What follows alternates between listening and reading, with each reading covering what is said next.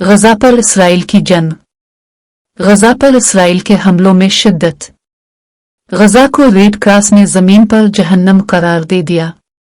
Israel की जंग में कम अज कम 50,912 फलस्तीनियों के शहीद और 1,15,891 जख्मी।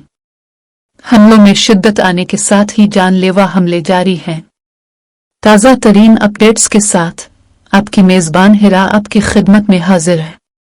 अल जज़ीरा की रिपोर्ट के मुताबिक रेड क्रॉस गजा में इंसानी सूरत हाल को ज़मीन पर जहन्नम के तौर पर बयान करता है और ख़बरदार करता है कि इसके फील्ड अस्पताल में 2 हफ्तों के अंदर सप्लाई ख़त्म हो जाएगी।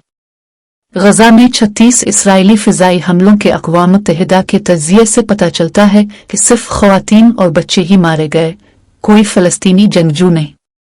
गजा की पट्टी में सुबह से अब तक कम अज कम 15 अफराद शहीद हो चुके हैं, क्योंकि इसराइल ने शुमाल में जबरी इनखला के मजीद अहकामात जारी किए हैं।